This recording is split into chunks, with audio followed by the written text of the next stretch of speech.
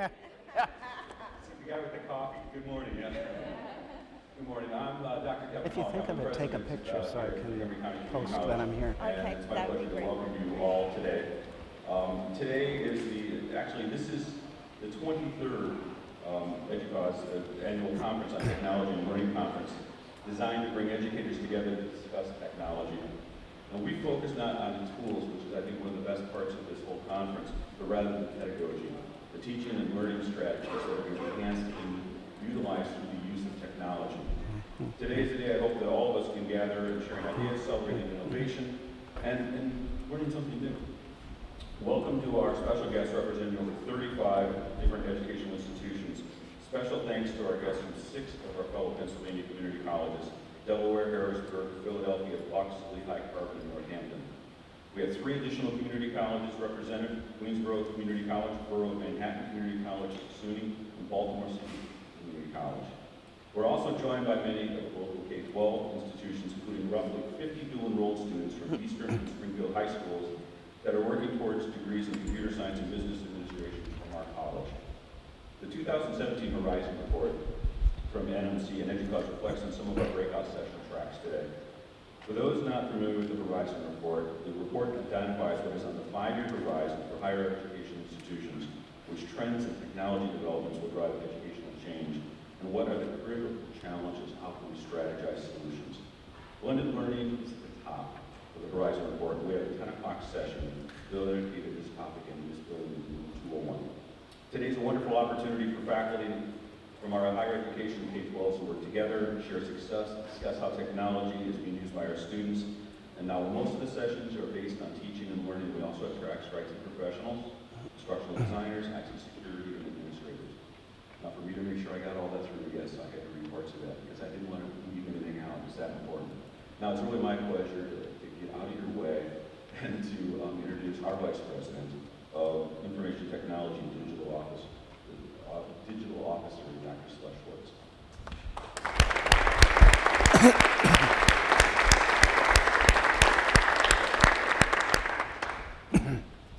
Good morning, everyone. It's a great morning, beautiful day, isn't it? So this year we're really pleased. Our keynote comes to us from EDUCAUSE. EDUCAUSE is a nonprofit association whose mission is to advance higher education through the use of technology. Being an active member of this organization, I would encourage everyone to explore the resources and opportunities EDUCAUSE provides in the area of instruction. The 4 big areas included are how to stay informed on topics, issues, trends in higher education, helping make informed decisions through data, building a collaborative network with peers, and the ability to advance your career through professional opportunities. Dr. John O'Brien, President and CEO of EDUCAUSE, holds a bachelor's degree in English and English education from Augusta College, a master's degree in Anglo-Irish literature from the University of Dublin, Trinity College, and a doctorate in English from the University of Minnesota. John has served many different roles within institutions throughout the country. A faculty leader in instructional technology, an IT project leader, a deputy CIO at the system level, a provost, a college president, and served as a senior vice chancellor for academic affairs and student affairs. His keynote topic, a meditation on the history of the future of educational technology, invites us to consider the history of the future of higher education technology. I'm looking forward to the keynote. I hope you will enjoy it. And John, please join me on the stage.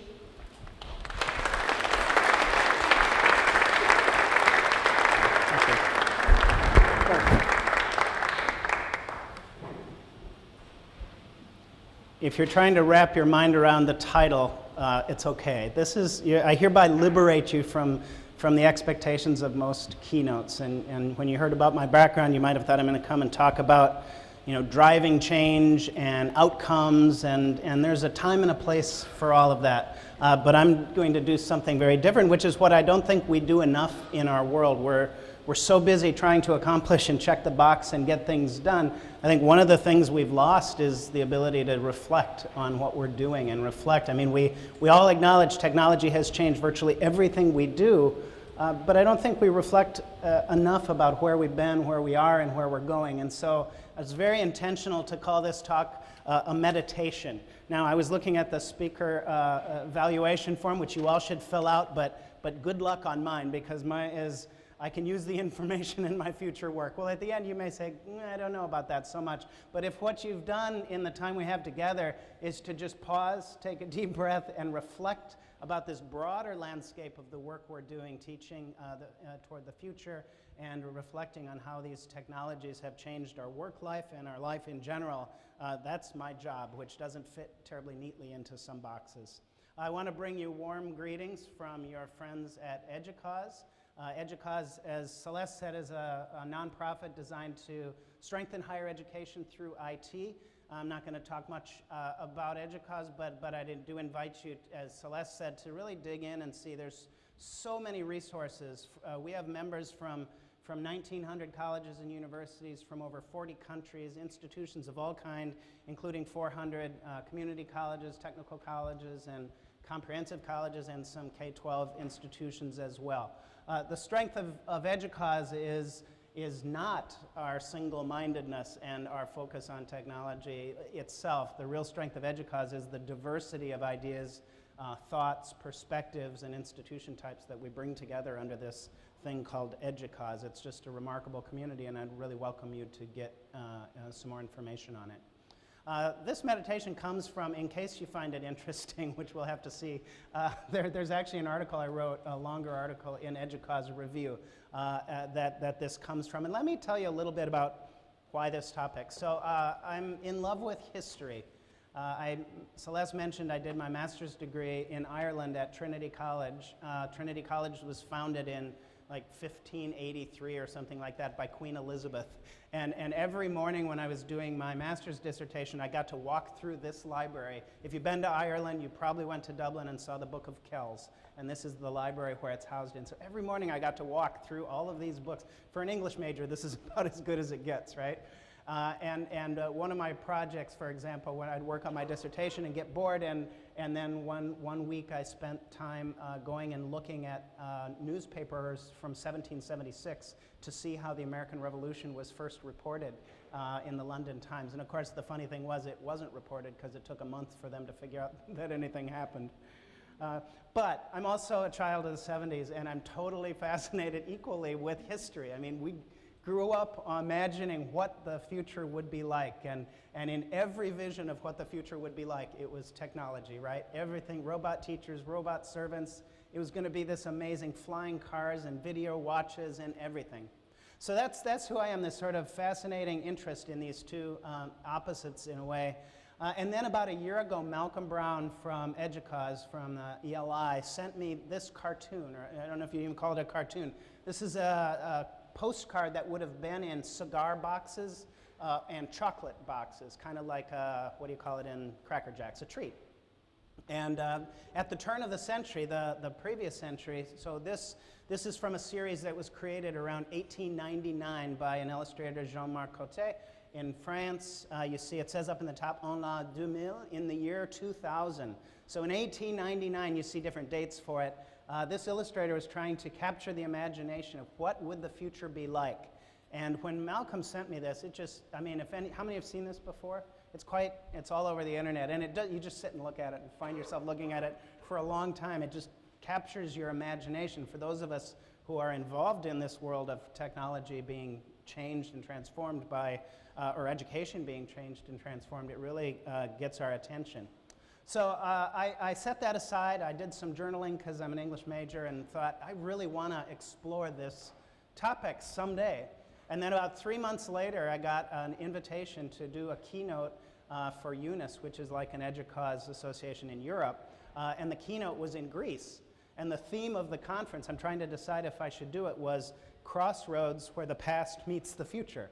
And I thought, well, this is the universe telling me time to go grab those notes and figure out why it's so fascinating to think of this intersection of the past and the future, specifically in the context of education. And I have to tell you, I've never been so humbled as going to this conference in Greece. So it was hosted by Aristotle University. And so I'm sitting there nervously waiting for my chance to speak, and the provost is welcoming all the attendees to the conference.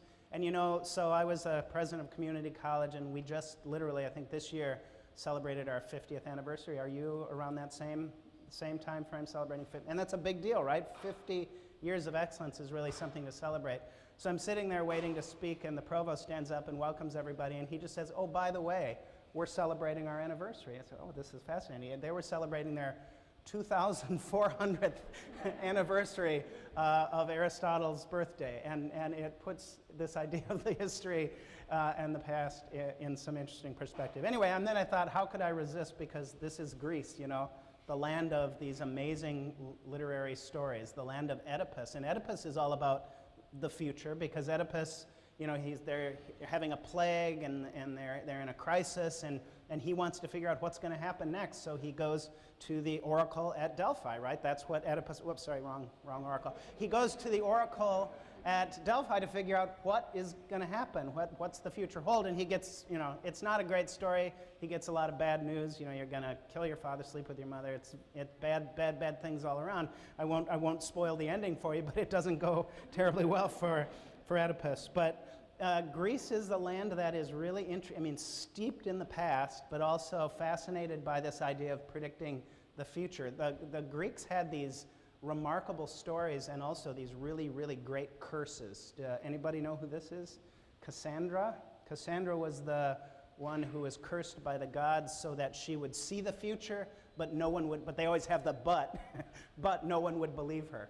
And so she went mad as a result of the awkwardness of that. So I welcome you to join me in thinking about the past a little bit, and actually it's quite unfashionable to do that these days in our world. Everything we talk about in technology is forward thinking. One of the fantastic, sort of models for thinking about technology is the Gartner hype cycle, which is all forward facing, right? Every technology goes from here to there. But what about the past? It doesn't take any consideration for history, for people, for context. And I think sometimes we wonder, why do technology projects fail?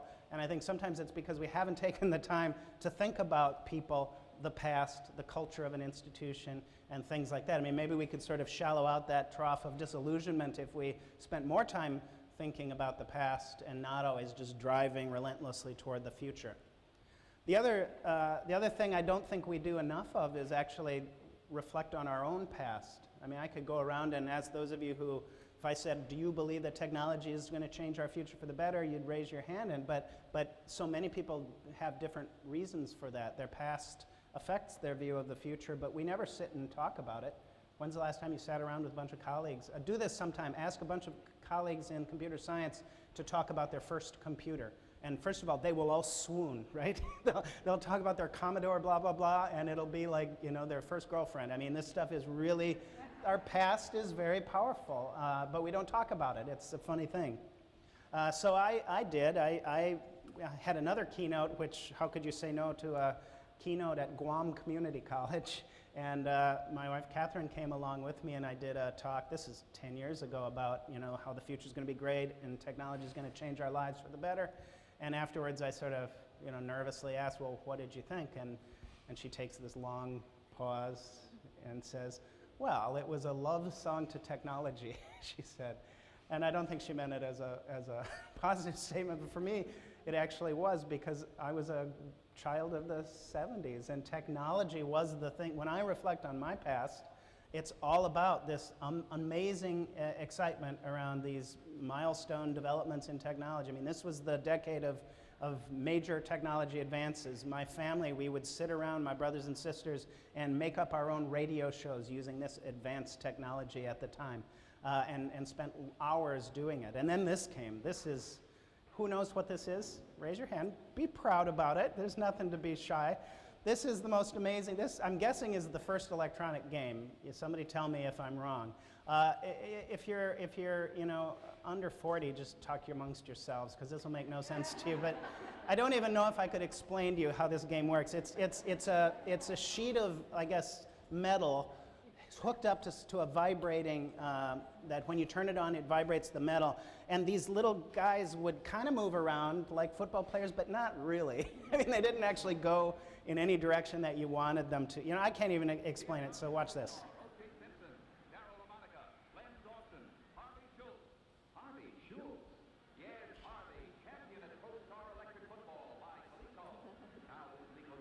And it had a little cotton ball that was the football. I love the slow motion. So my friends and I, we would sit and play this game for hours and hours. And actually, the ad's pretty accurate, except I can guarantee you at no time was there a girl sitting with us going, yay! Yeah, it was a lonely time. But it was amazing technology, and we would play this game for hours and hours. This was our first internet. This was, where you put the phone in, and what did we use this amazing new technology for? We used it for biorhythms, which is the equivalent of horoscopes, I guess, or mood rings or something like that. And then this must be spoken of in hushed tones, because Pong was this unbelievable, remarkable thing. It is a ball, and yet it is not a ball. And we would spend, again, hours playing Pong. And Moore's Law, there were tremendous advancements even within the Pong world. Because we went from Pong to Super Pong. Let me do that again. Pong to Super Pong. You'll notice that the technology doesn't change, it's just a different colored box. But it was also great advancements in hype and marketing as well. It was the time of advancements in mobile technology.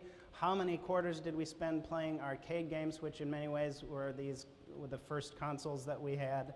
But it wasn't just the games and the gadgets. In the 70s, this is Norman Borlaug, who actually got his PhD from the same institution I did, the University of Minnesota, in 1937. Around the time I was playing Pong, he was winning the Nobel Prize for saving 1 billion people through biotechnology. That was also just this incredible optimism and a belief that some of these most intractable challenges in the world, technology offers an opportunity to solve them. I don't know if that's me with the static. No, okay. It was also a time of great inspiration. This is the time when moonshots were not a metaphor. They were actually a technological accomplishment.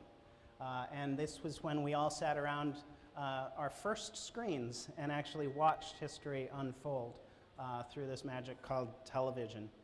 And then from then on, it's been sort of endless wonder. It's been our universe got bigger, our eyes got wider as all these technological advancements changed the way that we saw the world around us.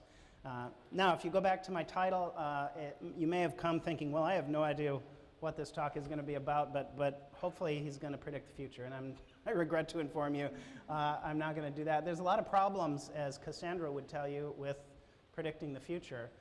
One of the problems is that actually it turns out people don't always want to know what's coming next. So there's that. In addition to that, there's been, especially when it comes to technologies, there's been like one wildly inaccurate prediction after another. Going back to the year 10, predicting a Roman engineer predicting that inventions have long reached their limit, and then 1930 years later, John von Neumann, a futurist, talking about how we've reached the limits of technology innovation. You've got the famous quote that most people have heard, Watson, for whom AI Watson is named, the CEO of IBM, saying that there's going to be maybe 5 computers. There's so many more of these, you just can spend the day looking at them. My favorite is Popular Mechanics, which reported in the 60s that in the future, computers will weigh less than 1.5 tons. So that's an exciting time. My personal favorite is the nuclear-powered vacuum cleaners, but you can really pick what captures your imagination the most. Bill Gates predicting in 2003 the end of spam wasn't exactly right, nor was Larry Ellison right in 2010 when he said cloud computing is gibberish. He was apparently also wrong in 2016 when he said that it was an idea that he invented. So it's a dangerous world making predictions about technology. But what I'm really more interested in isn't predictions about the future or even explorations of the past, but that picture that Malcolm Brown sent me, imagining in the year 1899 what the classroom would be like in our current time, is this really unique lens that I want to talk about and actually give you a word for. But so it's not the past, it's not the future, it's not even the present, but it's this intersection of all three that's sort of a wonderful lens or a wonderful illumination of the past, the present, and the history. So just so you know, you did get one concrete outcome. I would have put in my outcome is that students will learn the word paleofuture. And so let me tell you a word you've never heard before that captures exactly what I'm trying to talk about. So if you're a historian, history is looking at the past. So if we were talking about transportation, a historian would say, in the past we used horses to travel, and if you're a historian, you would go back and find historical records about horses. You would learn how horses worked, and that would be what a historian would do. And if you're a futurist, you would predict what the future transportation would be, and maybe you would say the future transportation will be teleportation, and you'd, I don't know, watch a bunch of Star Trek episodes or something like that to figure out what that would be. Well, in between that is this other world called a paleofuture or paleofuturist. A paleofuturist would look at how 100 years ago they thought transportation would be now in the future, which is also now. If that doesn't blow your mind, I don't know what to say. But so paleofuture is looking not just at the past, but at the past trying to represent what the future will be. And so a paleofuturist would be going back in the past, looking for artifacts where they try to capture what the future would be like, and then sort of gauging how far afield those were and whether they turned out that way. And more importantly, what we can learn from that moment of people in the past looking forward to the future. So I'm going to spend the time talking about some of these, what I think are wonderful paleofuture artifacts. And if you're interested, a bunch of them can be found in a book called Future Days. Isaac Asimov, the famous writer, he was in a bookstore in Paris, and he discovered what had not been discovered prior to that, a collection of these cigar box, chocolate box cards that came around the turn of the century. And he bought them and brought them back and published them in 1980 as a collection. And when you look at these, they're all about technology. The most promising views of the future are a future where barbers have robotic barbers, where farmers just get to sit at their porch and use technology levers to farm their fields. Apparently the future also means having sort of weird breathing apparatuses so that you can play croquet under the ocean. So not all of them necessarily make sense, but really fascinating. But you see why it's so interesting, because what can you learn about a culture, not just by how it sees itself, but how it sees its future. And so here you see they were utterly fascinated by underwater. And it's easy to sort of chortle at some of this. In fact, Isaac Asimov, in this commentary on this picture, kind of makes fun of it a little bit. He points out that the croquet balls were made of wood, so they would float. So how could you play croquet? Not to mention, how could you actually swing underwater? It'd be a very, very slow swing. So we're trained to chortle about the past, and many of these, the past is replete with opportunities to laugh. I mean, think about these technologies from the past. The chin reducer, the double chin reducer, the dimple machine. Every new technology that came out could be exploited for this ridiculous hype. The invention of electricity created all kinds of faux medical devices.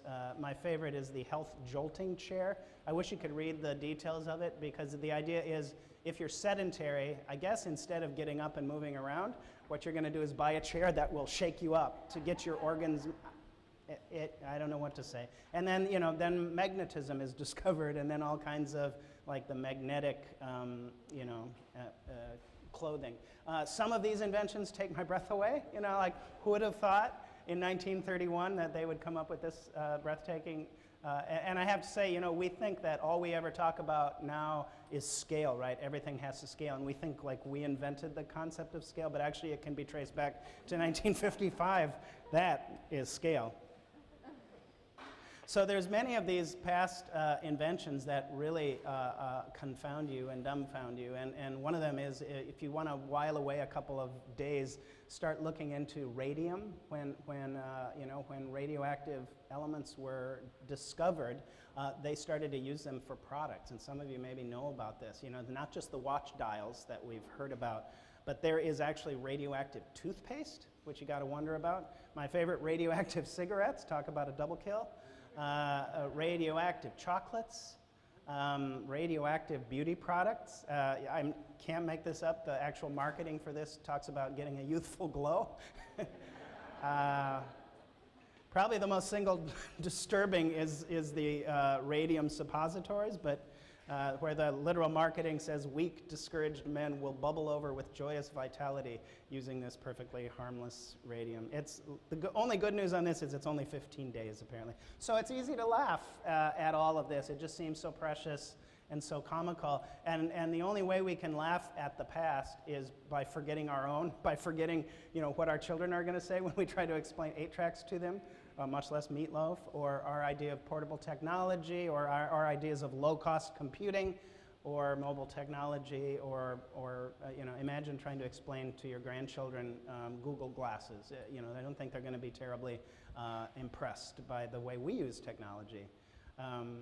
So back to these artifacts. So by the way, this is a meditation, which also means I can wander with impunity. So if I don't seem to be making a point, he's just meditating. He'll eventually circle back to something.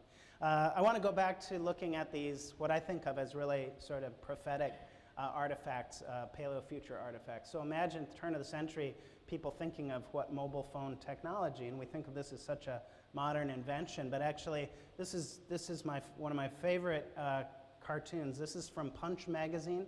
So literally 110 years ago, this cartoon came out, and it's a man and a woman sitting in a park. Now, they couldn't imagine mobile phones without antennas, so they all have these weird antennas on their head. But other than that, if you look at the language underneath, it says these two figures are not communicating with each other.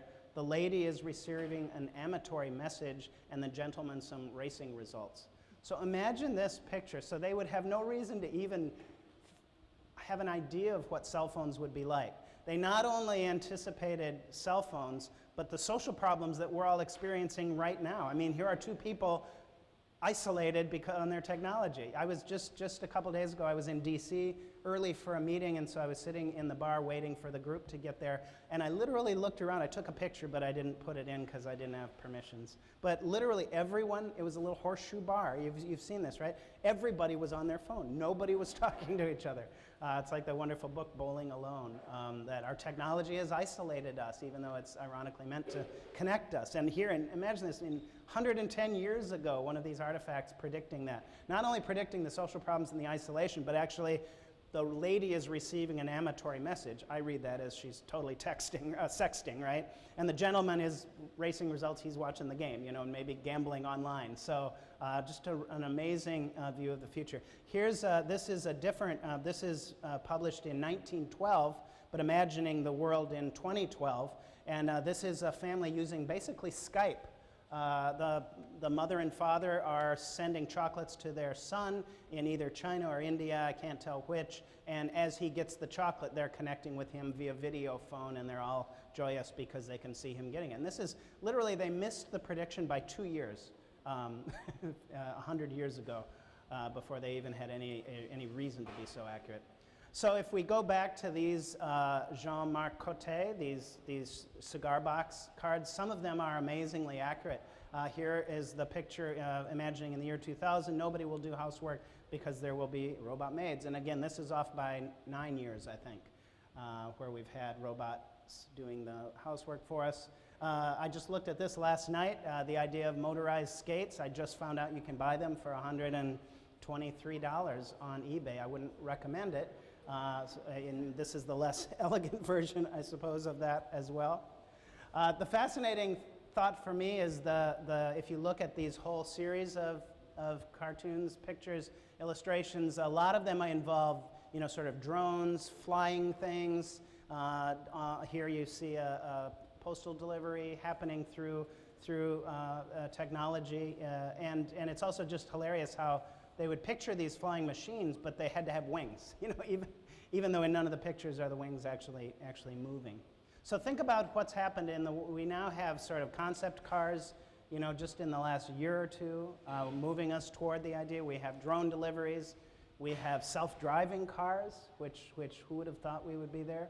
Since it's a meditation, I'm going to show you a video that I really have no excuse to show you, but other than it's just so marvelous. So we all worry about what the self-driving technology will mean and the potential risks of it. Here's a video to make you think differently. I'm going to explain it because it happens really fast. It's a video on a highway with a dash cam in the Netherlands, and you're going to hear a beep, and then you're going to see a car crash. And the beep is the Tesla car seeing that the car 3 cars ahead of it has touched on its brakes. And the beep on the Tesla car is saying, we see something up ahead and we're going to stop the car. So you'll hear the beep and see nothing, and then all of a sudden you'll see why the car stopped.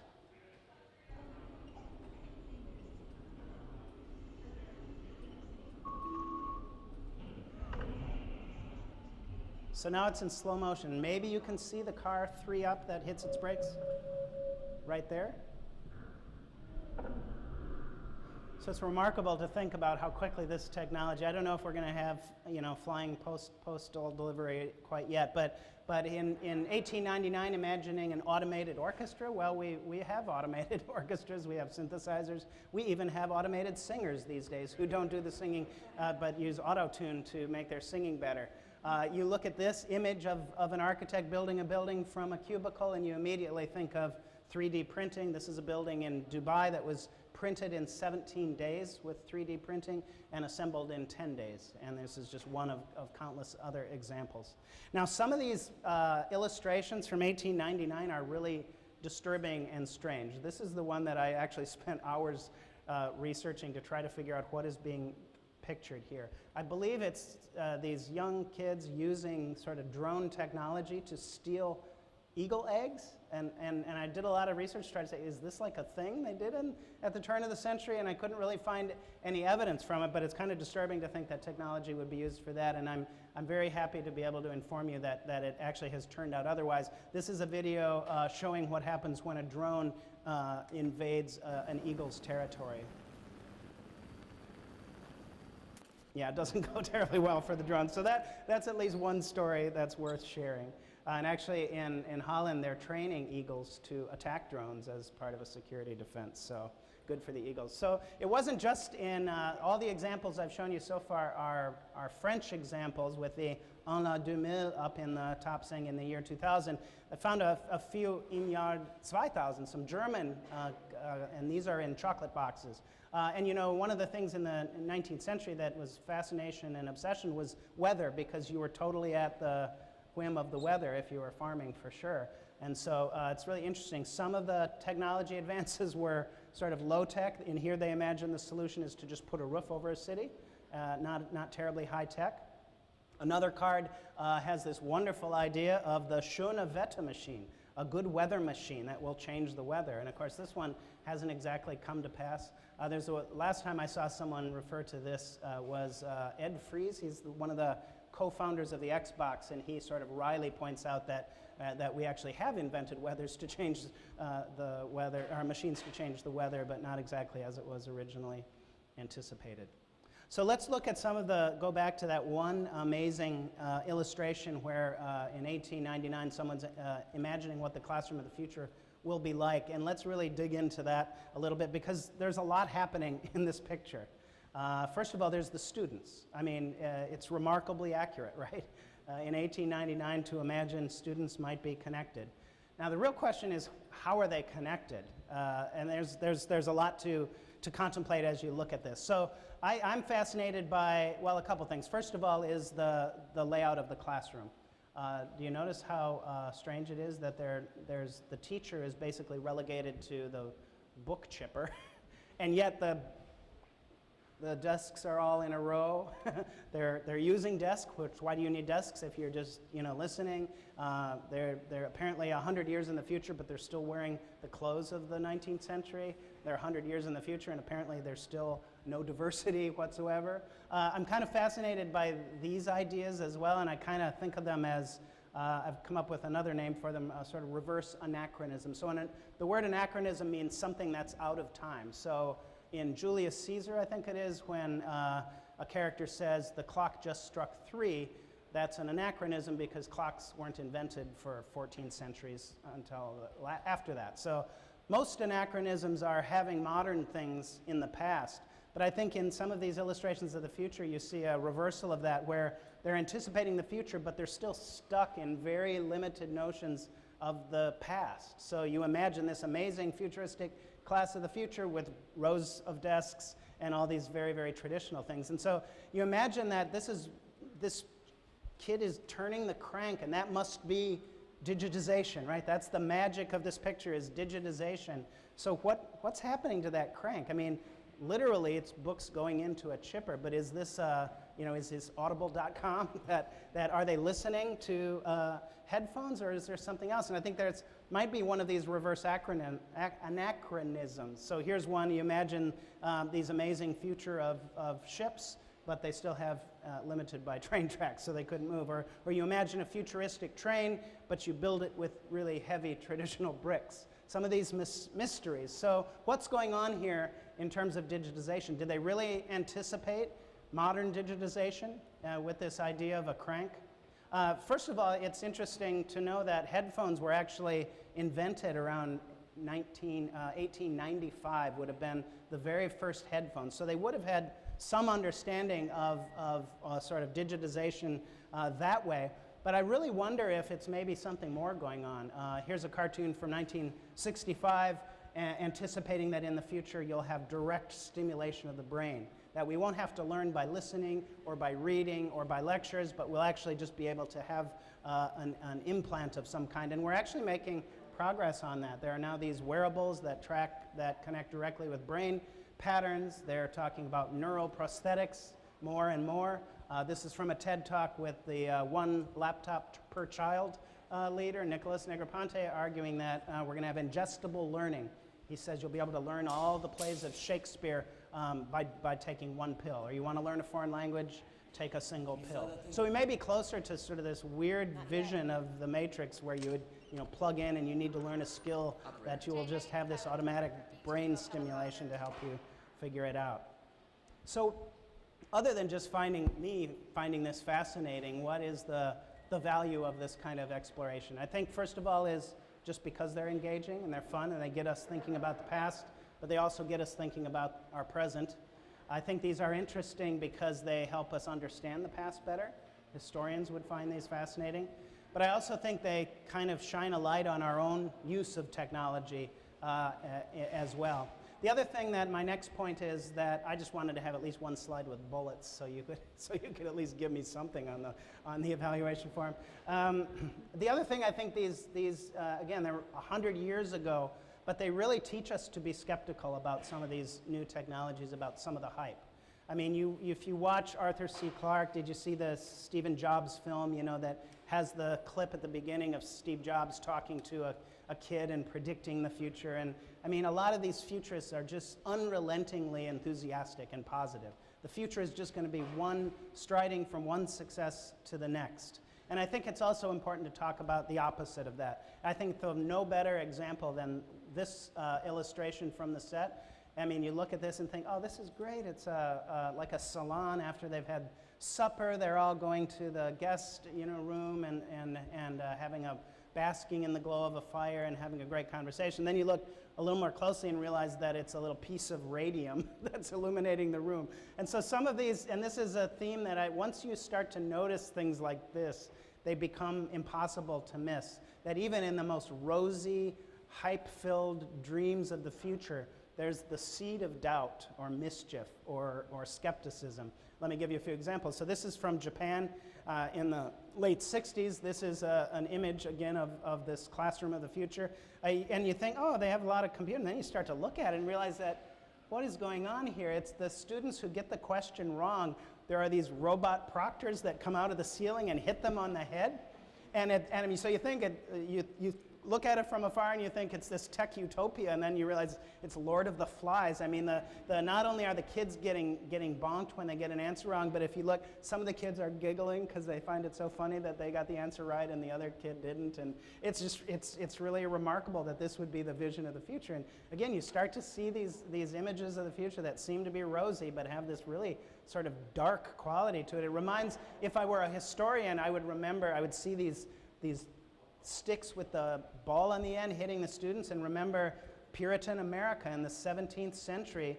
In Puritan churches, I learned this in my literature class, somebody would be in the back of the church. He was called the tithing man, and if he saw kids misbehaving in church, he would hit them with the church stick, it was called.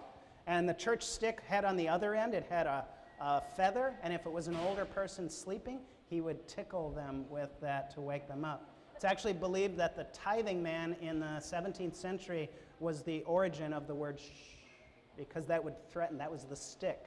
If you don't stop talking, the stick will come get you. There are some wonderful examples of these paleo-future artifacts in the obsession from the 60s on with homes of the future. This is from a video looking in the 1960s at the home of the future, 1999 AD, like you needed to be reminded that it was AD, because it's so far out. Look at this. This is internet shopping, 1960s style. This video console will be channeled into the store of your choice. There, a camera will scan and display of wares, which you will select by push button. She likes this. Now, when I talk about these reverse anachronisms where they're talking about this amazing future but very limited by the past, here's the husband's part.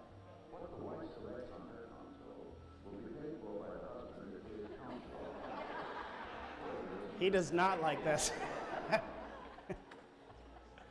Actually, this video goes through, of the home of the future, goes through the entire members of the Shore family.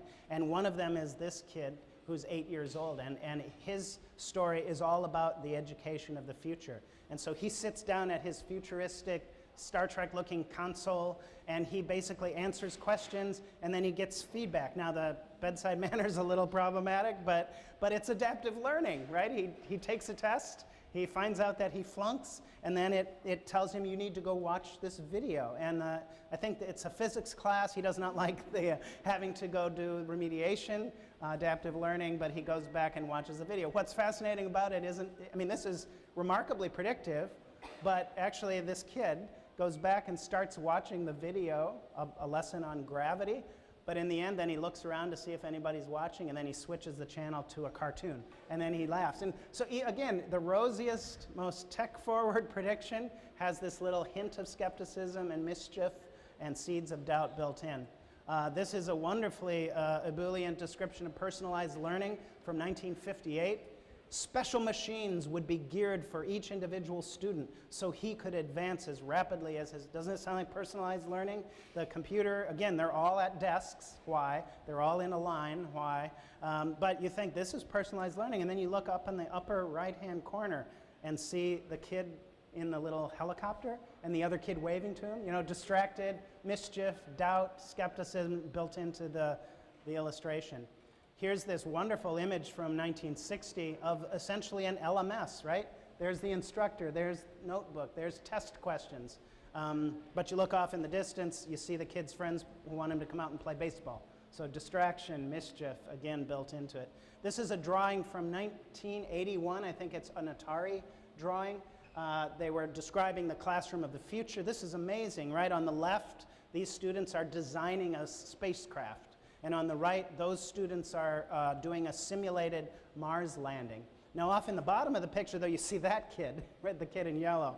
He's doing a little bit of a different activity, using technology in a little bit of a different way. And this is the theme, again, when I started to research this, I didn't expect to find this. But it's really quite remarkable. So you know the story of Los Angeles, where they issued laptops in 2013 to students, and they issued them with a block so that they couldn't go to certain websites. And literally within a week, the students figured out how to unblock it, and it became this huge sort of national debacle. And it reminded me of a great book. So now you get 2 actionable outcomes from this speech. One of them is to read a great book called Geek Heresy by Kentaro Toyama. And Geek Heresy is all about our belief in technology being so over the top that we forget that technology doesn't solve for human beings. And I have to say, he also uses a Greek metaphor to make his point. He uses the story of Daedalus and Icarus. Remember that story? Where it's a technology story. I never thought of it as a technology story, but this technology allows the son and father to fly, and the manual says don't fly too close to the sun, but Icarus does, and the wax melts, and he falls and dies. And the author of this book, Geek Heresy, says this is exactly the story of technology, that technology doesn't solve human problems. And you start to think about some of our failed projects. Did they fail because of the technology, or did they fail because of our lack of attention to culture and people and humanity? So it's an amazing, amazing story where we believe that technology will save us, but in fact, the single sentence that summarizes the book or 2 is, if you provide an all-purpose technology that can be used for learning and entertainment, children choose entertainment every time. It doesn't solve for these problems, it actually amplifies it. If you read a book, read that book. If you want to read a fascinating, wonderful, very scrappy, independent scholar, go look at the work of Audrey Waters. She actually calls herself troublemaker number 1, but she also says she is EdTech's Cassandra, because she's talking about all of this. She looks and writes about this cartoon as the most awful dystopian vision possible. I mean, she looks at, I look at the kid with the crank and sort of wonder about that. She looks at the picture of the faculty member here, where instead of being, sort of the lecturer and the font of knowledge, the faculty is basically left throwing books in a book chipper, and she thinks that's about the worst thing possible. And then she might look at cartoons like this, robot teachers, back to the Jetsons, right? And this one's fascinating because the caption for this cartoon says, compressed speech will help communications from talking with pilots to teaching reading. Future school children may hear their lessons at twice the rate and understand them better. So here's introduced this idea of technology and efficiency, right? And Audrey Waters talks about efficiency a lot. She actually attributes the idea of efficiency in learning to Thomas Edison. And I didn't actually realize Thomas Edison had all these ideas about education. Thomas Edison was also an early pioneer in films. He actually did some of the very first films back at the end of the 19th century. But he also wrote about technology, and he came up with this just almost weird idea that books have 2% efficiency, but moving pictures have 100% efficiency. And so he wrote and said, books will soon be obsolete in schools.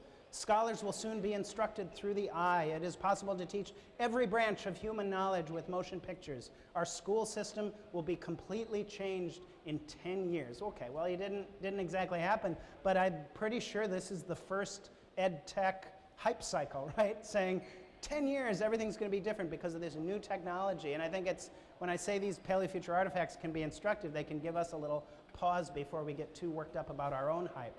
I imagine you could increase student success up to 38%. We think this is an obsession that we've had now. Actually, 1958 advertisement for typewriters claiming that it'll increase student success by 38%. You notice the very happy parents in the background. So I've given you these 4 reasons for being interested in these artifacts.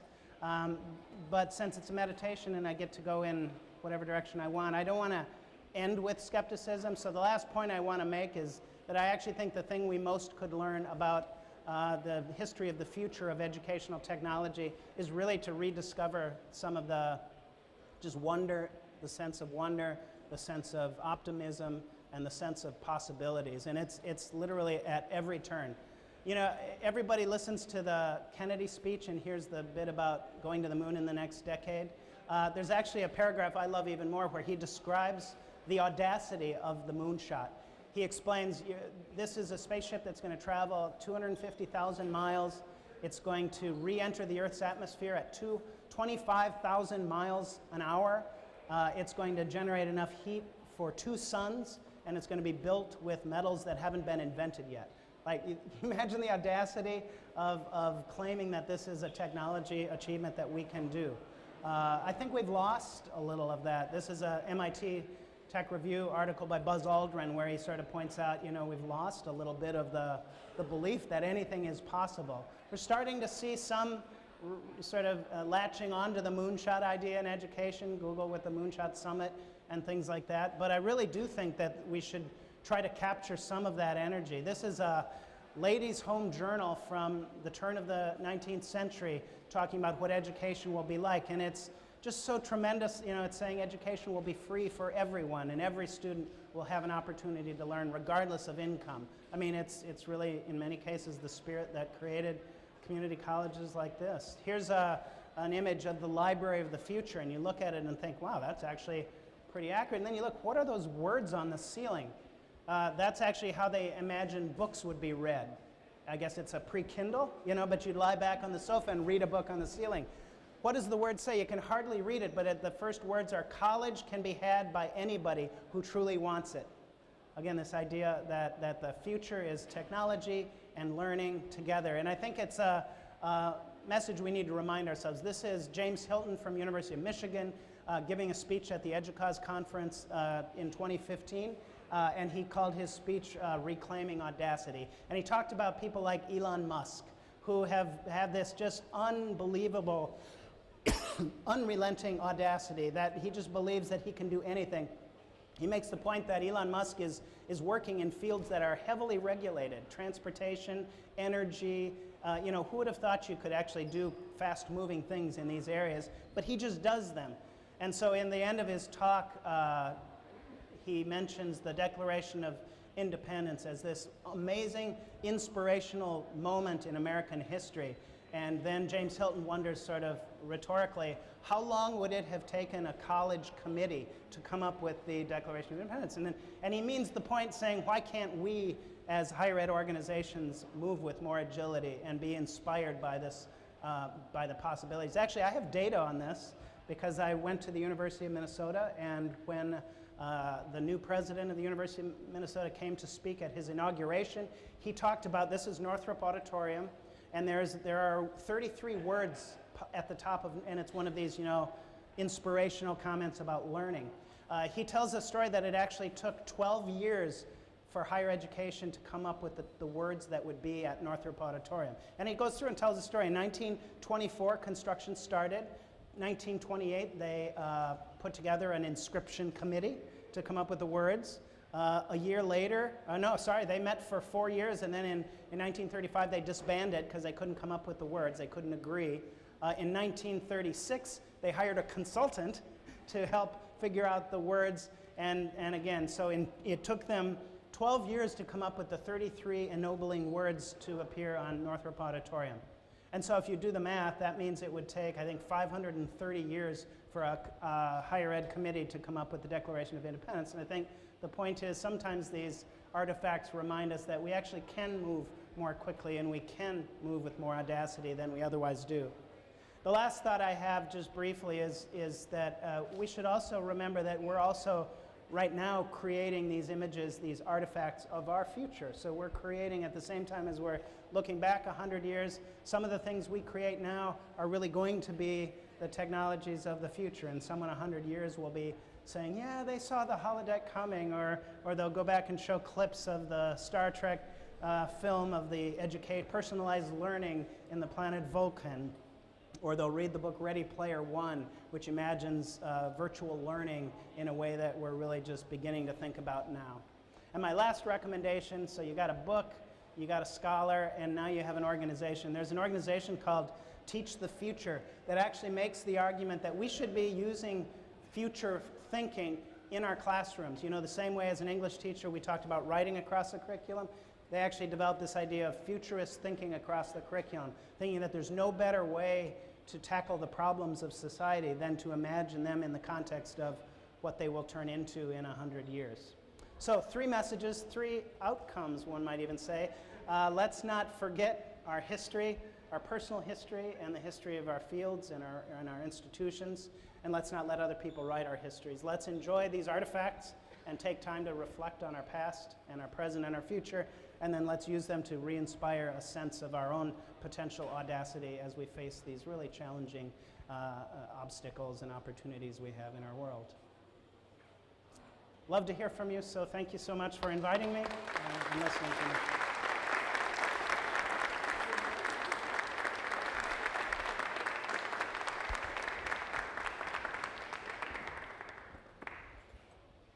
Are we going to do a selfie? We'd like to thank you for coming, and we appreciate your words of wisdom and Thank you. future. And this is a peace offering from our college here. Go Mustangs. Yes.